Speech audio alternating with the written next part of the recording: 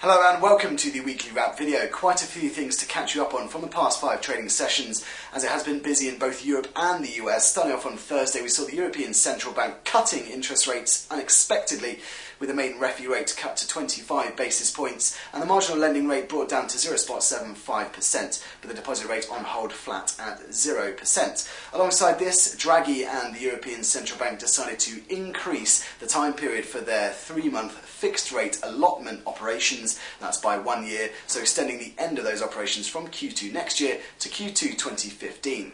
As such, participants are pricing out their expectations of another long-term 3-year LTRO operation from the European Central Bank.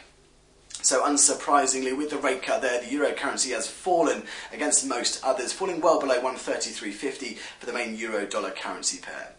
And then as we came in on Friday morning, Standard & Poor's cut the French sovereign rating to AA from AA+, showing that these core Eurozone countries do remain exposed to a recovery threat, as the restriction on the ability for Hollande and his government to pull back on government spending remains constrained over the coming years.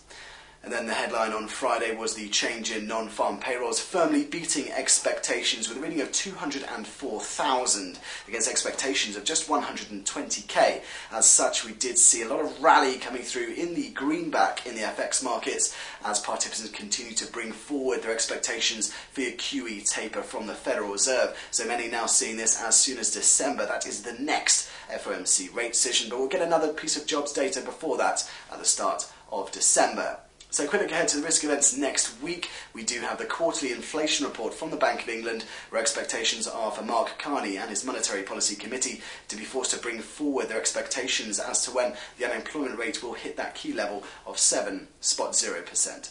Elsewhere next week, though, we do get Eurozone GDP figures, as well as the results of the Chinese Communist Party's third plenum, where they're expected to unveil some further liberalisation reforms for the world's second biggest economy. But in the meantime, that's all from me. I hope you had a good week, and I hope you have an even better weekend.